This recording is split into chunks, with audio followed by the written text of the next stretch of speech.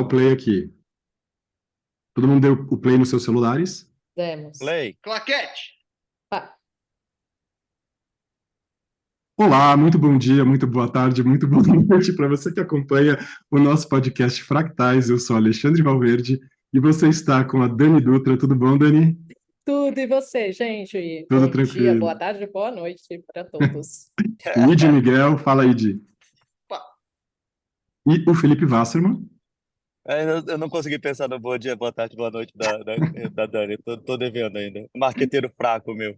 E hoje à noite a gente recebe uma convidada super especial, a Elisa Martinez Iglesias, que está aqui conosco, que é psiquiatra, neurodivergente, vai se apresentar e a gente vai falar hoje sobre uma questão super importante, que é a questão do colapso emocional da pessoa neurodivergente, também conhecido pelo nome em inglês de meltdown e também shutdown.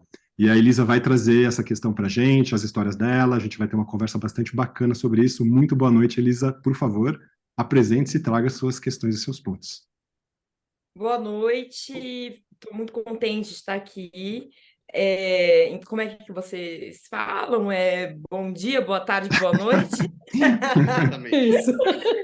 Só a Né? Dani, Então- só a Dani. Isso você roubou dela. Ai, desculpa, então boa tarde, boa noite, bom dia.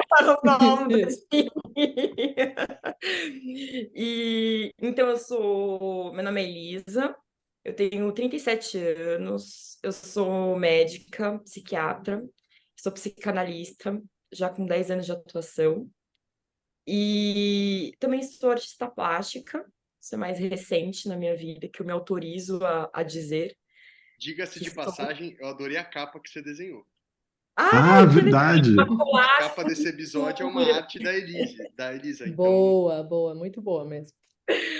E eu sou neurodivergente e o meu diagnóstico de neurodivergência, ele já vem se arrastando há alguns anos, mas o ano passado veio o diagnóstico de autismo, grau 1, que, na verdade, de traços, né? Foi dito assim para mim, no meio de uma consulta de batida. Você sabe, né, que você tem traços? Eu não sei, nunca soube. E aquilo ficou como que um choque em mim, porque foi numa consulta que eu tive outras intercorrências, vários outros problemas de saúde. Eu tinha quebrado o pé, eu descobri uma síndrome genética, e ainda me veio com um Nossa. autismo na mesma consulta, assim. Rolou o cara do osso, a pessoa. Então, foi assim, Todos eu os quebrei médicos e um o só. pé por causa de uma síndrome genética que eu tenho. Aí eu fui um especialista da síndrome. Aí esse especialista me falou que todos os meus diagnósticos em vida de psiquiatria, que eu já tinha passado muitos anos em atendimento, em várias também análises, psicoterapias, mais de 10 anos. E ele falou, não, tá, para mim isso tá tudo errado, para mim você é autista e é muito claro. O cara do transtorno genético falou isso? Falou isso, só isso, não falou mais nada, e eu fiz um shut down na hora. Depois a gente vai conversar sobre o que é. Eu não consegui falar mais nada sobre isso por meses, nem desenhar, nem fazer meus trabalhos que eu fazia. Eu travei em um, que eu acho que é um trabalho mais emblemático, que eu nem foi o que eu encaminhei especificamente para o ID sobre meltdown, que é um dos temas que a gente vai conversar hoje, né? E não fazia sentido para mim o autismo, porque tive um bom desempenho acadêmico, para mim eu interagia razoavelmente bem socialmente, eu pensava que todo mundo fosse como eu. Essa aqui é a verdade. Nossa, eu me identifico Com muito as, com com isso. as diferenças que cada um tem, entendeu? Então é mais complexo ainda, porque assim, todo mundo tem a subjetividade própria, né? Todo mundo tem um universo que é dele. Então, respeitando esse universo, se enxergar como neurodivergente, como e dentro da neurodivergência como autista, tendo um alto desempenho, né? Foi muito difícil para mim, até mesmo por falta de conhecimento, mesmo tendo tido formação em um local bom de formação, que é fenomenológico, existencialista, que foi no IANSP. Amei minha formação, Só que eu percebi falhas anos depois, e talvez a falha seja sistêmica, como essa palavra viralizou, né? Mas é a forma que a psiquiatria, né, vem sendo vista, a forma que os psiquiatras vêm atuando, a grande maioria deles, né? Muito recentemente eu estou vendo um movimento maior de críticas e de ressignificar isso, e de montar simpósios, congressos para os profissionais conversarem, inclusive, sobre neurodivergência, sem nenhum ser neurodivergente. Eu falo, meu Deus, como as coisas estão doidas, né? Mas me fez, então, perder todo o parâmetro de quem eu era, minha autoestima, minhas questões éticas com a medicina, porque não sei o quanto que cada um se aprofundou no estudo de autismo, acredito que bastante, porque vocês todos são muito inteligentes e interessados em estudar. Dá para perceber pelos outros Minha mãe não podcasts. pensa assim.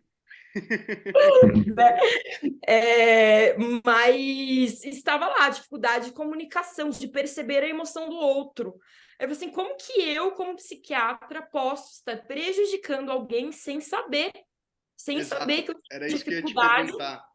Porque o seu lugar do diagnóstico, ele tem uma coisa que o Ale também compartilha, que é essa coisa de estar na área da saúde, né? Então, se eu que não tô, já tinha um medo de ser fragilizado, de ser diminuído ou podado pelas pessoas, eu queria saber um pouco como isso pegou para você, que está justamente na área em que o tempo inteiro estão se falando. Assim, eu sempre fui muito esquisita e mais isolada, assim, eu nunca fui muito popular nos grupos, assim, da psiquiatria, porque eu não tenho muito jeitão do psiquiatra, do médico típico, assim, nunca tive. Isso foi um problema já desde a faculdade, muito hostilizada desde a faculdade por causa disso, e me tornei uma pessoa hostil também. Não sabendo que Sim. estava em meltdown, estava entrando em meltdowns, assim, sabe? É uma defensiva que a gente entra, né? Porque eu Tanta sou... carteirada que toma. A gente vai, né? Eu fico pensando assim, como que eu tratei a vida e como que a vida me tratou. Mas que saiu muita dor aí, ficou muita marca, ficou. E eu tô tentando cuidar delas para seguir, né? E muitas dessas marcas, sim, elas estão relacionadas com certeza, com a neurodivergência, mais especificamente eu falo autismo, tá? Porque eu tô com raiva. Uau! Sabe Vou fazer aquela uma pergunta. vou ficar dorando, assim, vai dizer, eu sou neuro... Não, o nome é autista agora, então é autista que eu vou por causa da autistofobia. Me dá tanta raiva, desculpa, vou te dar a fala. Não, a minha pergunta, na verdade, é engraçado vir depois da frase da raiva, assim, mas é que acho que cada pessoa tem uma mudança comportamental, um efeito quando você recebe o diagnóstico. E aí, tipo, na sua fala eu ainda não consegui sentir qual foi o efeito em você, porque eu acho que teve, você acaba se Eu me reconhecendo, entendi. mas assim, eu acho que tem a primeira fase do susto e depois tem a fase do tipo adaptação e melhorias e autorreconhecimento em cima disso. Só que eu ainda não consegui analisar isso na sua fala especificamente, o que é diferente pelo menos de nós aqui. Então é interessante ouvir uma outra pessoa com efeito diferente ao diagnóstico. Eu gosto muito de pensar na teoria da complexidade, assim, acho que as coisas são muito mais complexas do que postas da forma didática para ensino. Então, assim, que as fases do luto são interessantes a gente aprender, acho que sim, mas o processo que cada um passa é muito mais complexo, e inclusive as fases, elas se misturam. Então, ao mesmo tempo que eu passei no primeiro momento eu neguei. Isso não tinha mais nada ali misturado. Eu congelei, eu neguei. Não sei se eu neguei porque eu congelei, senão não teria entrado num shutdown, né, fechar, porque teve algum impacto em mim, mas muito grande. Só que acho que nem eu sei dizer em qual fase que eu tô agora. E nem sei se um dia saberei Nem eu, dizer. Elisa. Alguém aqui sabe? Eu não sei. Não, então, Voltando. Eu não sei nem o que eu É, tô fazendo nessa bom. coisa que a gente chama de vida, sabe? não, eu só queria reforçar. Estamos É só levando, reforçar a estamos pergunta. tocando. Tipo assim, tinha a Elisa pré-diagnóstico. O seu diagnóstico faz quanto tempo? 1 ano. Então teve a Elisa pré-diagnóstico, tinha uma Elisa. Aí teve Uhum, o diagnóstico que acabou trazendo explicações para a nova Elisa. uhum, Tipo, no nosso caso, esse diagnóstico é uma coisa que a gente até tenta falar aqui, foi positivo no quesito de autoconhecimento, assim. Mas no Uhum. seu, na sua frase, parece que ele gerou dúvidas novas e não um autoconhecimento, assim. Não, eu fiquei. A questão gestáltica, assim, de como entender o mundo, de como as coisas se articulam na minha mente, parece que tudo foi destruído.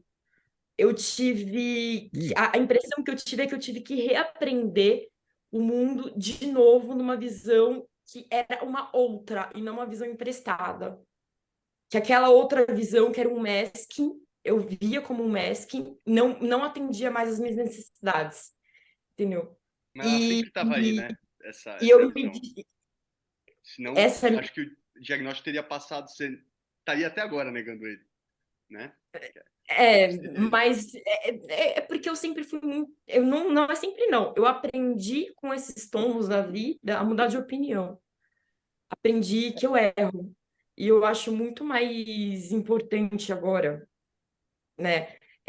Ser sábio do que ser sabido.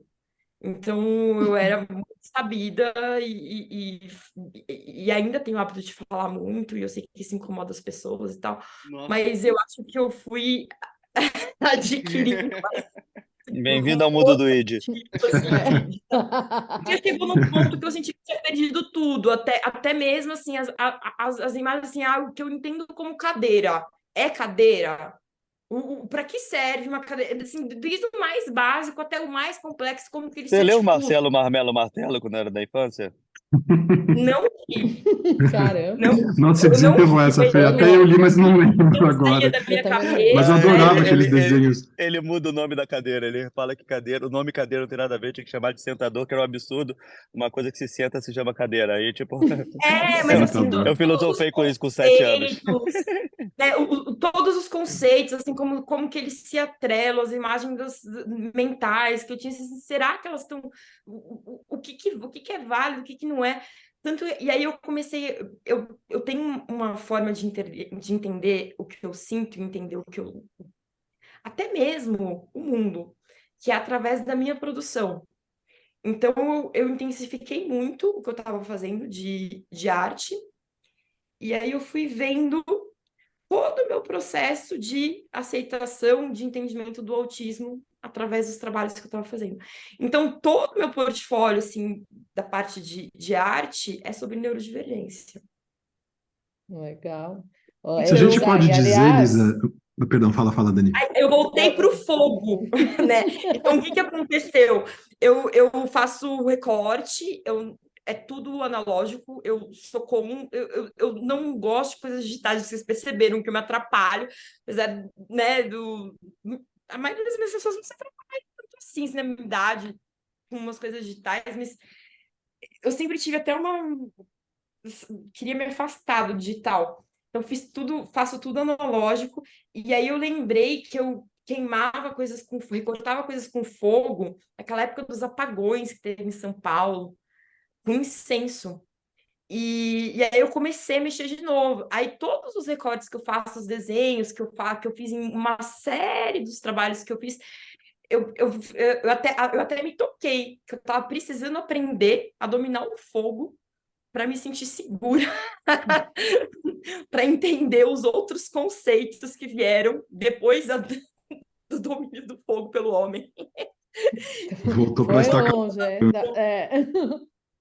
Fala, Dani. Elisa, eu queria falar assim que é muito legal ter uma outra figura feminina aqui nesse grupo, né? Você é a primeira mulher que a gente recebe aqui, né? Enfim, e a gente sabe até que a questão do autismo mesmo, ele se manifesta diferente, né? Entre mulheres, o sexo feminino e o sexo masculino, enfim, sem falar de gênero e nada disso.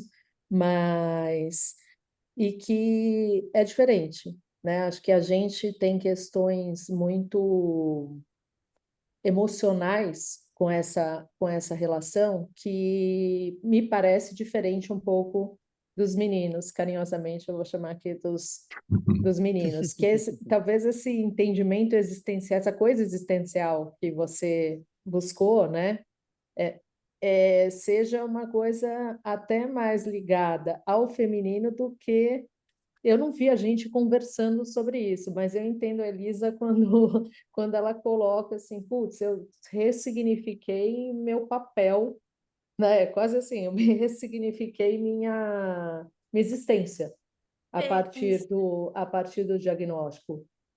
E acho que esse pensamento, é muito, não sei, me parece mais presente na gente.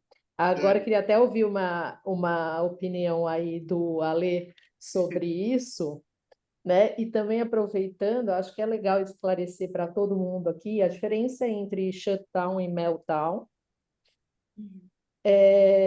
para a gente até avançar aqui nos nossos próprios, né? E a Elisa até contar um pouco mais também de como foi para ela. Maravilha. Ia trazer justamente essa questão que é importante para quem está nos ouvindo, que a gente já falou várias vezes de meltdown, shutdown, e tem gente que deve estar assim, nossa, que diabos é isso que eles estão falando, né? Burnout também, E o dor, burnout, que é uma outra dimensão ainda mais aprofundada, né, desse sofrimento uma outra específico, crise, né? que é um tipo de crise mais intensa ainda, tal. E, assim, para ser simples, né, acho que se a gente fosse traduzir esses termos, eu traduziria pelo colapso emocional, e que aí essas duas expressões em inglês, melt significa derreter, né? E shut, apagar, desligar, né? O shutdown e o meltdown. Então a gente já fala, melt, fez um shut, a gente nem fala a expressão inteira, né?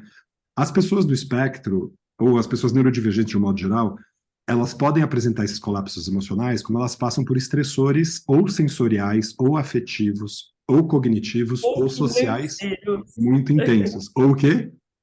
Financeiros, Ou eu vi uma financeiros, pesquisa claro, exatamente. que foi Estressores de um modo associado a geral. meltdown por causa do novo cenário financeiro em pessoas que não são Exato. diagnosticadas. E aí a questão é que isso vai desencadear uma série de reações e lembremos, né, que nas neurodivergências as nossas reações afetivas são muito intensas, as nossas fronteiras são muito largas, então a gente apresenta fenômenos que podem parecer muito estranhos para pessoas normotípicas. E a intensidade desse sofrimento, desse colapso emocional é tão grande que isso pode se assemelhar a uma psicose, a uma crise mais grave, psiquiátrica, tal. E muitas vezes pessoas vivem meltdowns, pessoas neurodivergentes, e são indevidamente diagnosticadas como psicóticas, esquizofrênicas, bipolares. Então, isso é super importante. Uma dinâmica importantíssima na nossa vida que a gente tem que saber reconhecer e distinguir. E os psiquiatras, muitos não estão formados devidamente para saber fazer essa distinção. Então, é bem importante mesmo a gente falar sobre isso, as pessoas entenderem essa questão.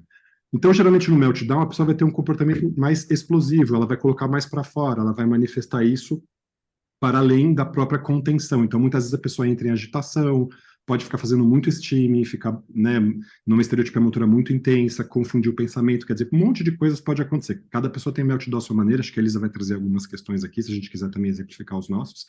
E o shutdown é o contrário disso, então ao invés da pessoa explodir, colocar para fora, ela implode e apaga. E aí a pessoa fica sem energia, apática, prostrada, sem conseguir se comunicar, pode até perder a capacidade de falar, por exemplo, e se tornar não verbal por um período, assim. E o burnout no autismo é uma situação mais intensa ainda, que pode durar mais tempo, e essa sim se assemelha a uma crise psiquiátrica mais importante e tal. Mas a gente está falando desse colapso que está relacionado, né, esse mais do shut do melt, a esse cotidiano nosso, a esses estressores, então, de novo, sociais, financeiros, exato. afetivos, sensoriais, isso é bem importante, né, da gente trazer. As pessoas podem fazer um meltdown pelo simples fato de estarem num restaurante ruidoso, ouvindo muito barulho, e aquilo vai gerando incômodo. Isso é uma miniatura de um meltdown. A pessoa pode fazer um meltdown mais expressivo em outras situações. Mas Posso depois que a ser gente trouxe esse também. esclarecimento, eu queria passar a bola de novo para a Elisa para ela falar um pouco aí do que ela vê e como ela já vive os De meltdowns. novo, obrigada pela explicação, muito bem colocado o que você trouxe. A questão eu vejo o meltdown, em vez como algo que se derrete, algo como explode, Uhum. tá? E o shut, algo, em vez de ver algo como se fecha, algo que se congela, tá? Então, eu associo com temperatura, com isso, mas isso é uma coisa Maravilha. artística minha, sabe? É uma coisa congelada. Então, eu percebo mais dessa forma. Nas duas, existe uma oscilação do controle, do nosso autocontrole da situação. Então, quando você está entrando no meltdown, você consegue ter sinais que você vai entrar. Assim, se você começar a se perceber muito bem, entender quais são os sinais, e aí dá para tentar com um Esfriar o gin, processo, né? outras De alguma... bebidas, ou não evoluir, ou parar num shutdown e não evoluir para um meltdown, que as consequências são mais catastróficas, porque os outros tendem a julgar, né, com juízo de valor bem negativo a perda do controle, né, sem entender o que está acontecendo ali. Na verdade, a gente perde o controle para se regular de novo. Sabe quando um computador dá um tilt, assim, a gente desliga, liga, é mais ou Cria o menos espelho isso. inverso. Total. Perdão, Edi? Eu falei que você cria o espelho inverso. Sim. Vocês não estão me ouvindo? Estamos, mas está um pouquinho Estamos. distante do micro, Edi. Mas sim, a gente ouviu. Faz um espelho inverso. Né? Então tem essa questão que eu enxergo mais como como uma explosão, uma perda de controle que geralmente vem com autoagressividade ou heteroagressividade. Heteroagressividade é quando é voltado para os outros, né? Alta é quando é voltado para nós mesmos. Então, muitas pessoas em meltdown se automutilam. Então, uma das primeiras metas como psiquiatra que atende neurodivergente, a automutilação também pode acontecer em TDAH, tá bom? Não é só no TEA, no transtorno do espectro. Primeiro tentar achar as estratégias para diminuir a intensidade, os danos que acontecem nesses episódios, assim, para a pessoa. Então, se existe autoagressividade, estratégia para não chegar na autoagressividade, ou que não aconteça nada que se a pessoa se machuque mesmo, que se exponha. Enfim, se existe heteroagressividade, então aí precisa uma conversa com todos os familiares, as pessoas que convivem de uma forma mais próxima, que não traria prejuízo para o indivíduo, para explicar, então, os fatores e como que todo mundo pode ajudar a não evoluir para a meltdown e não serem alvos, né, dessa heteroagressividade, geralmente é verbal. Algumas pessoas podem chegar quebrar objetos ou até mesmo a bater no outro, mas eu nunca A vi maior parte das vezes é autodirigido, até porque a pessoa mas fica numa aflição e ela se bate até para se sentir, né, fazer isso. E é muito, eu falo assim, mas tá, quem não se descontrola, né? Quem nunca na vida, para mim também, né? Já tinha me descontrolado algumas vezes na vida, não faz parte da vida. Criança está aprendendo a ter resiliência. Adolescente é porque era adolescente. Adulto é porque passei por situações muito estressantes. Então, eu sempre tinha uma desculpa. Até que eu entrei num burnout por causa do trabalho de mais de 80 horas semanais em psiquiatria. E eu sou hiperempática. Acho que vocês ouviram já de um outro colega como que é esse tipo de... A gente sofre muito, porque a gente capta muito assim o sentimento, a dor do outro, e para sair disso demora um tempo. Então, a hora de trabalho fica diminuída mesmo. Se eu começar a cuidar disso, né? Porque eu não cuidava. E aí, não cuidando disso, continuando trabalhando, e foi pandemia, e foi, eu vou conseguir, com aquelas metas, né,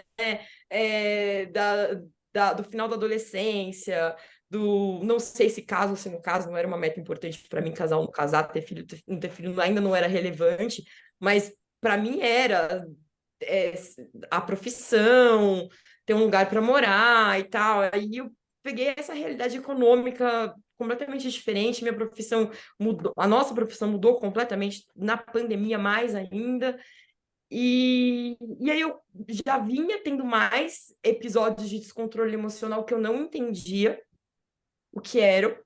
Passei em alguns colegas que não fizeram, não descobriram o diagnóstico, até que começou a ser diário, ter meltdown todo dia. E isso vem há, o quê? Uns 7, 8 meses, mais ou menos? Sim, sim. Mais ou menos uns Uhum. 7, 8 meses.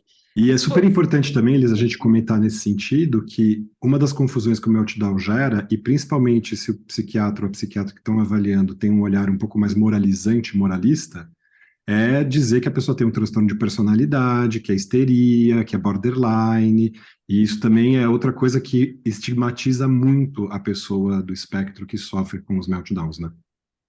E para mim era uma coisa que não tinha sentido algum, assim, Uhum. sendo psicanalista, sabendo para onde tinha caminhado a minha análise e tal, não era minha estrutura, não tinha nada a ver com aquilo, e com esse diagnóstico, né, de histeria, de transtorno de personalidade, borderline, enfim.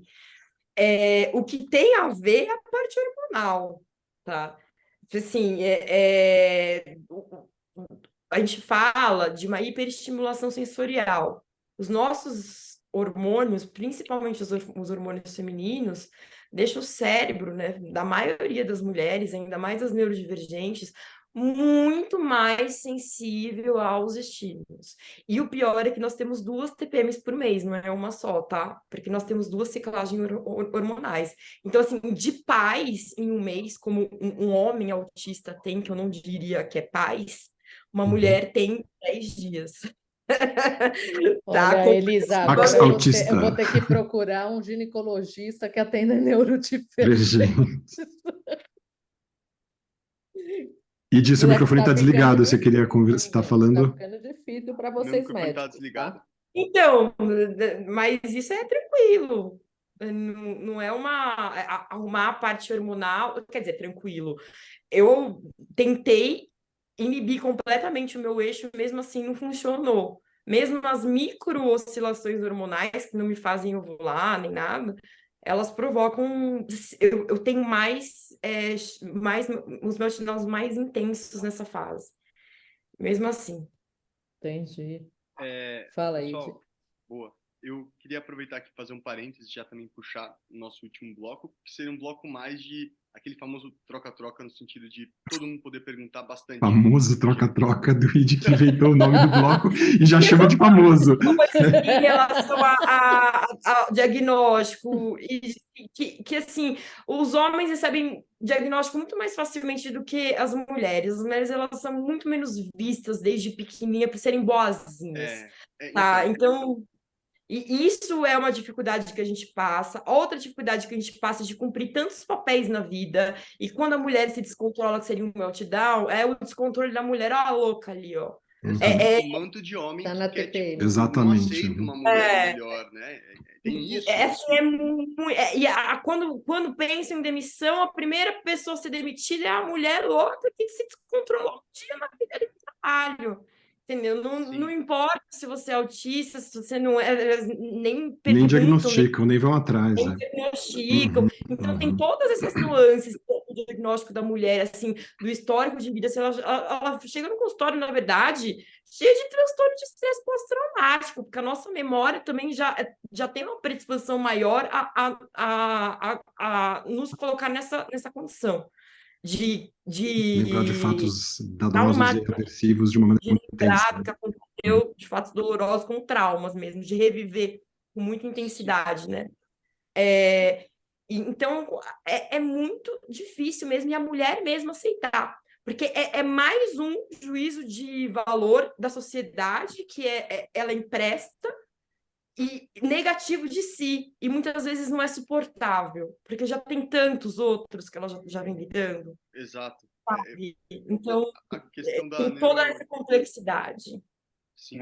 Só botando nesse troca-troca, mas obviamente que nessa questão de mulher é mais difícil. Apesar que eu tenho 2 filhas e casado há um bom tempo, então tem muitas mulheres na minha vida, cada uma com a sua personalidade bem específica e como lidar com cada uma delas.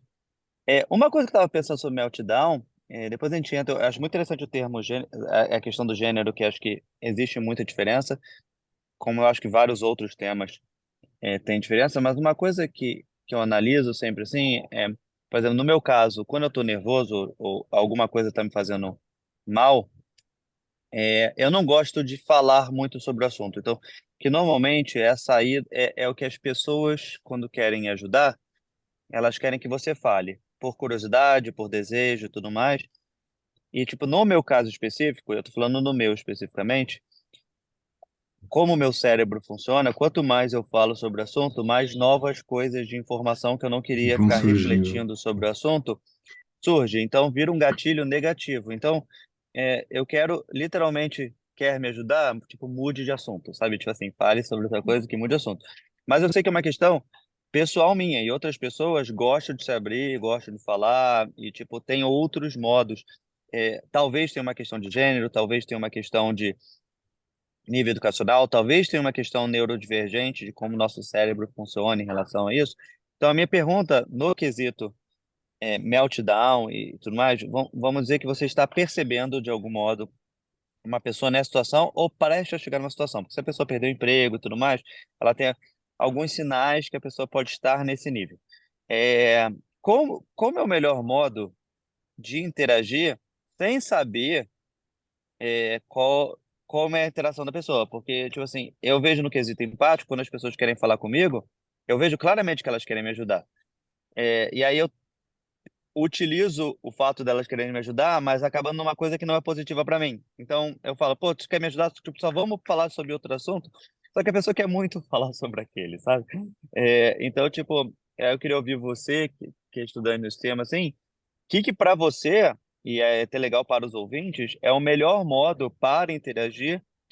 Tipo assim, não tô perguntando a questão da prevenição para não ter o meltdown, porque tem muitas coisas que a gente pode fazer. Quando a pessoa já está com coisas financeiras, como você falou, que está chegando a isso, o que é o melhor modo para nós ajudarmos essa pessoa? Qual é o melhor modo de falar com ela? Ou seja, Bem, o melhor modo é não esperar chegar tão na iminência do meltdown para conseguir conversar sobre as questões emocionais que também funcionam como um estímulo para overwhelming, ou seja, um estímulo excessivo que leva à crise, né? Então, tudo bem, pode ser o seu estilo, pode ser a sua personalidade, não gostar de falar, mas a gente paga um custo, infelizmente, a gente paga um custo. E o custo pode ser uma predisposição, uma chance maior de quando vier essas na vida, né? Quando você for atravessado por essas sobrecargas, você poder entrar em meltdown mais facilmente por ter essa pressão interna dessas coisas não ditas, sabe? Não sim. trabalhadas. Agora, quanto ao outro, a pergunta foi quanto ao outro, né? Não, é Se como você reagir com o outro. Do meu caso, eu sei bem tipo, já filosofei, eu já fiz muitos psicólogos. E eu falava exatamente sobre isso, tipo assim, eu fico me auto-refletindo constantemente, o que me faz bem, por algum modo. Eu só não gosto quando outros botam. Eu não quero debater com os outros essa questão, eu prefiro o outro me leve para sair, para beber, falar futebol, qualquer Sabe outra que isso me coisa faz que mude pensar, assunto. inclusive, Fê, como você está trazendo isso, para uma situação de crise, eu estou imaginando também, quando você perguntou, eu fiquei imaginando a situação da cena do meltdown, se você está perto de uma pessoa que está apresentando um colapso emocional, Ou o caminho, e eu porque fiquei para mim são imaginando as sinais. pessoas encostando na pessoa com um colapso emocional em pleno melt, e aí essa pergunta que você faz, né, quando a pessoa quer saber mais, é quase como se alguém estivesse também encostando para falar assim, o que está acontecendo com Sim. você? E é uma Por exemplo, situação nesse caso, É, se alguém confortável falar, para a pessoa posso em te dar um meltdown é ser abraço? encostada. Então, Uhum. por exemplo, eu seria o contrário. Nesse caso, se a pessoa falar, posso só te dar um abraço e ficar abraçado, para mim não seria ruim. Tipo assim, Sim, no meu sim. caso. Para outras Mas aí, pessoas seria a exato. definição E do aí, como é que você inferno. faz para abordar alguém se você não sabe se de repente aquilo vai ser um Exatamente, porque estresse são sensorial muito diferentes. aberrante para a pessoa, se ela já está em É, melt, né? mas a Elisa falou um negócio legal, mas é que tem muitos meltdowns que ocorrem, como você falou, de coisas muito repetidas, com perda de emprego. Por exemplo, uma coisa que eu acho que vai me afetar muito é eu me machucar e não poder fazer esportes. É do nada, eu posso estar agora fazendo esporte, me machucar e não poder. Isso com certeza vai me afetar pra caramba e não é tão planejado, sabe? Tipo, não dava para prever tanto, esses tipos de acidentes. Assim, óbvio que não sei se é o caso de muita gente, mas existe, às vezes tem muita coisa escondida e é o gatilho que explode, e às vezes esse gatilho pode vir de qualquer lugar. É exatamente isso. O excesso de estimulação sensorial ela não é percebido. Então assim, é um sono mal dormido, é um barulho que foi à noite, é um outro barulhinho que está repetido, que você não vai dar muita bola para ele, é iluminação, que vem de 3 dias, tá? Para mulher, pode ser o ciclo hormonal, para homem também, pode ter alguma relação hormonal. Então, assim, são N outros fatores sensoriais que a gota d'água pode ser, sim, uma questão emocional. Aí o que fazer? É tratar a questão emocional e ficar perguntando o que está acontecendo? Não. Se você começa a perguntar, para que a pessoa ela também perde, ela também pode perder a eloquência e o vocabulário em uma crise de meltdown e de burnout. Não é só de meltdown. Então, eu perco, por exemplo, e eu fico muito irritada porque as pessoas começam a me perguntar coisas e eu não consigo responder. E aí eu já tô começando a ficar irritada e eu fico mais irritada ainda até eu Girou. explodir. E aí eu fico com vergonha e fico pedindo perdão e fico achando que eu tenho menos valor porque eu perdi o controle em uma situação, sabe? Sendo que era um monte de outros fatores. Foi mudança de rotina, foi uma coisa que eu arrisquei porque eu achei que eu estava bem. Foi uma série de coisas que aconteceram, por exemplo, de ontem para hoje, que aí eu fui atender paciente, deu problema na internet no horário do atendimento. Coisa que eu sou É o super ciclo. legal. Explode o melt, Aí foi o melt. Então, assim, É, aí o que fazer? Simplesmente conduz a pessoa para um lugar calmo, com uma iluminação mais amena. Você pode oferecer, deixe uma manta mais pesada, próxima, deixe água. Tem pessoas que gostam de ser abraçadas, tem pessoas que não. As que gostam, elas falam. Pedem. As que não gostam, geralmente não falam nada, né? O máximo é importante ficar perto para tentar conter alguma exacerbação de auto ou heteroagressividade, por exemplo, aí você pode chegar a precisar encostar na pessoa e até conter, mas tem várias formas de conter, né? Você pode falar assim, olha, agora eu vou te ajudar segurando o seu braço para você não se machucar, para não ficar nenhuma marca, tudo bem? Você pode falar assim, você pode falar, por exemplo, olha, o que vai acontecer aqui eu não vou contar para ninguém, fique tranquilo. Então, tem várias formas de você ir deixando a pessoa que já está desconfortável, já está numa crise, numa situação mais confortável, e não precisar chegar no que sempre chegava antes, que era internação psiquiátrica com haloperidol, prometazina, deixar internado, e nem é medicação que não é doença para ser tratado dessa forma, não é para ser internado. Então, assim, todas essas mudanças que aconteceram na minha cabeça no último ano, que eu já trabalhei em internação, um monte psiquiátrica, e eu fico pensando, acho que karma não é, porque eu fazia de tudo para tirar os pacientes o quanto antes, sabe? Eu também não tenho essa religiosidade tão posta, assim, tão clara. Elisa, deixa eu só dar o tchau, porque eu vou ter que correr. Então, só falar o meu tchau aqui, ó. Aí você avisa pra pessoa que é no minuto 38 da minha gravação, que eu dei o tchau. Aí Ou a volta gente deixa o depois. tchau no meio e vai Eu vou ter ficar que sair. altamente, não tem Vai ser problema. engraçado também. Então, Elisa, foi muito legal trazer você aqui, porque o seu perfil é muito diferente do nosso. Então, a gente está falando muitas vezes com nós quatro, e Eu acaba tô que, com para o mestre, público. tá? Não, mas pode ser, mas mesmo que não seja, nós achei nem um também. pouco, tá? Não fale por mim. E muito Eu me muito identifiquei interessante essa parte, porque é mostrar para as outras pessoas que existe outras pessoas diferentes da gente, assim, tipo assim, o modo como se Perfeito. lida, as tuas palavras, e o modo como você lidou com o diagnóstico é muito diferente do nosso. Então, é muito legal para nosso público, para todo mundo ver. Somos pessoas, somos um estereótipo, mas existem vários outros também diferentes, e é legal mostrar isso. Então, Vocês tipo, que muito me obrigado. ensinam a trazer um pouco mais de leveza para minha vida, que eu encaro de uma forma muito pesada mesmo, talvez por esse viés aí da ética, da responsabilidade, mas vocês me ajudam bastante a enxergar e até nomear.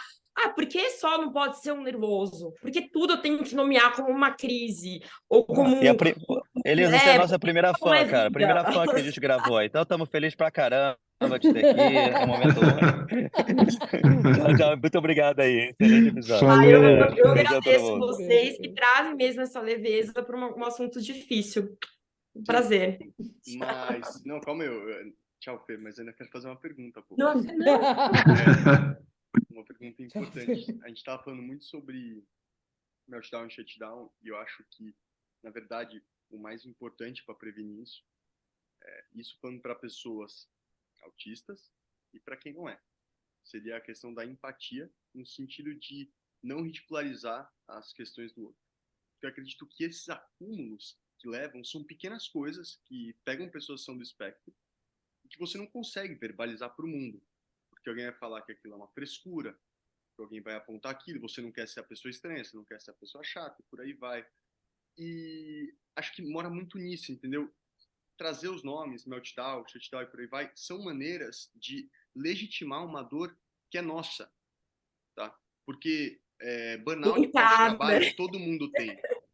Todo mundo tem questão na vida, todo mundo tem ataque de pânico. O que a gente chama de coisa específica do espectro autista, né? Que passa por acúmulos muito característicos, de detalhes no dia a dia. Você me falou do som, tipo, e por aí vai, sabe? Isso é muito importante. O frio, a temperatura corporal, por exemplo, eu estava num ambiente que tinha ar-condicionado, eu sei que me dá crise. Sim. Sim. E aí eu fico avisando, por favor, desliga o ar, por favor, desliga o ar, por favor, desliga o ar. Aí teve mais isso, o problema do trem. Então, assim, foram várias coisas que foram se somando.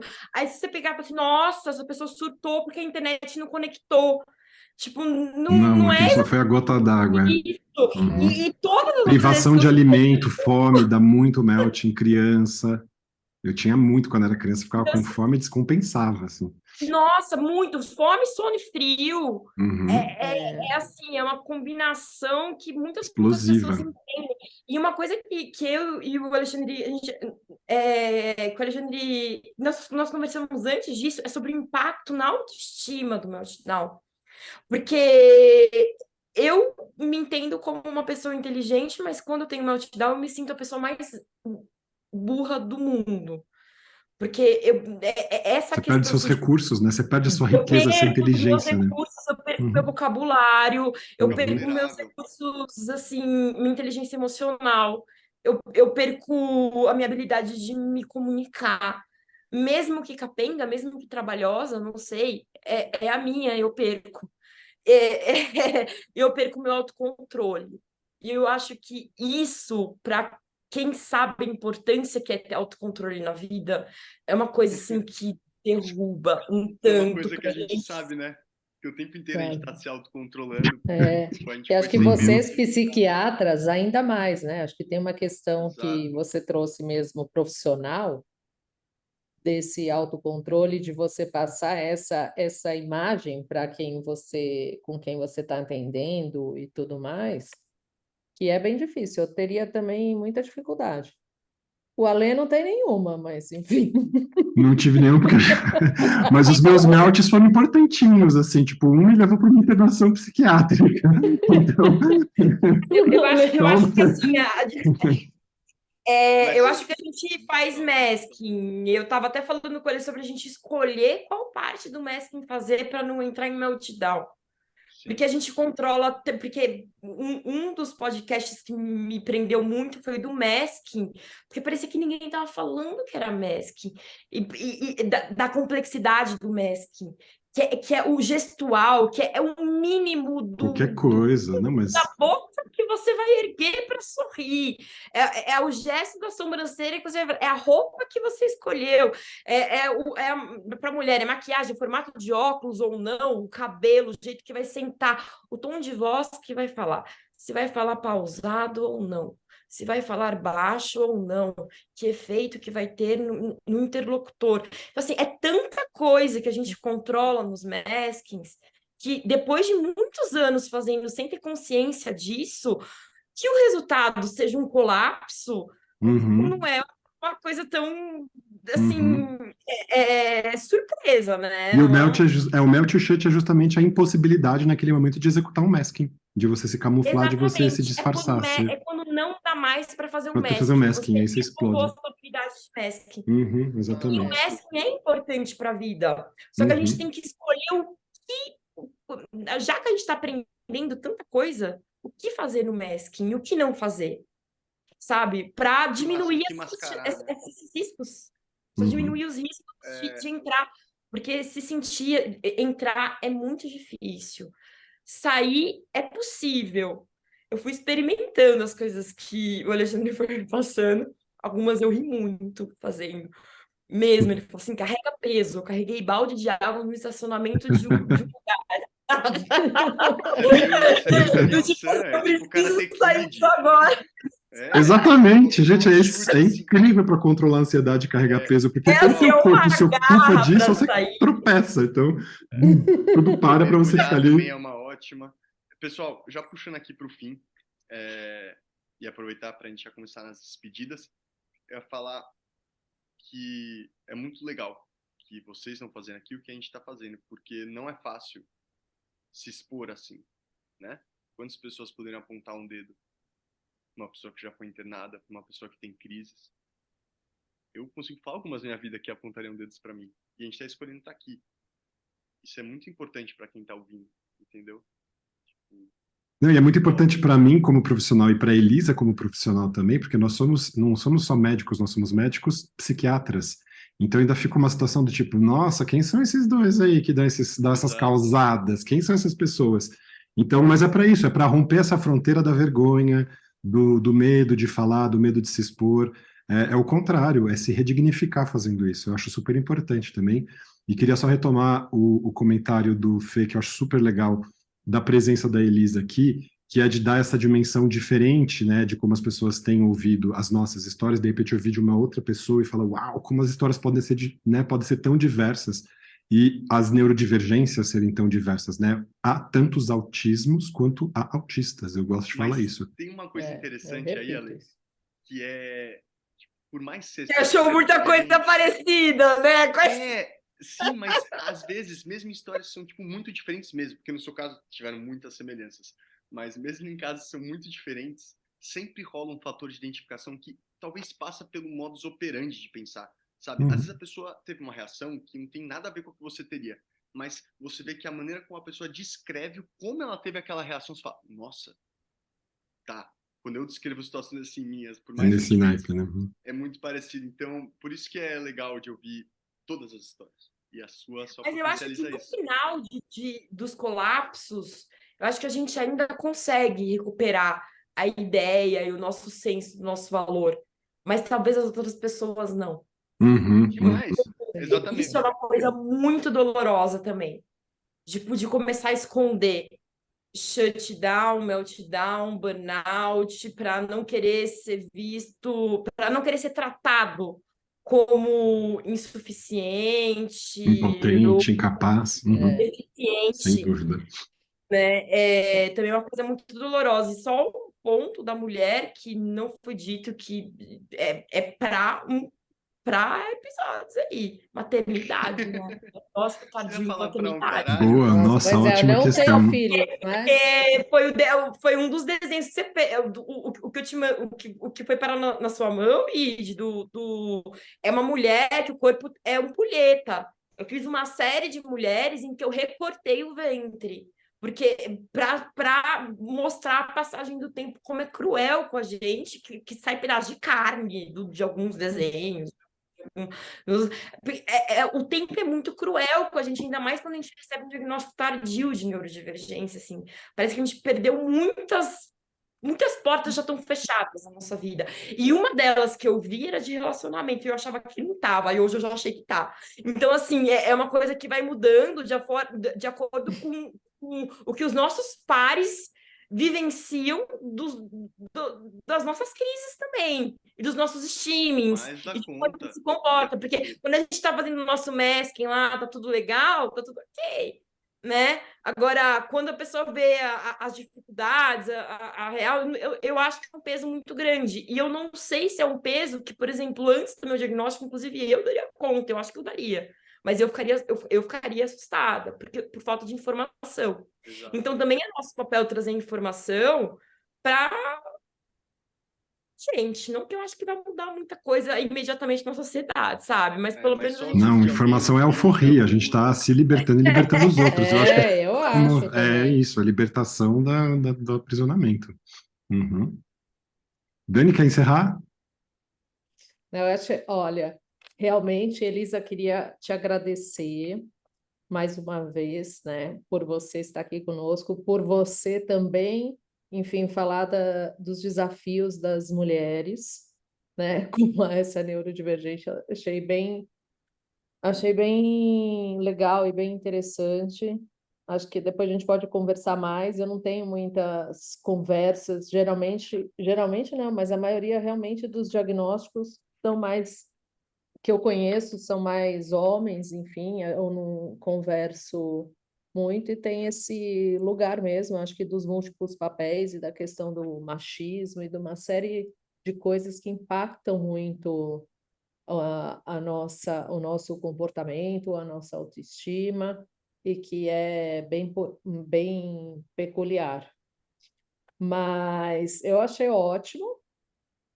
E, enfim, acho que a gente precisa realmente criar aí novos modelos de lidar com os nossos meltdowns e shutdowns. E shutdowns, na verdade, acho que eu nunca tive nenhum.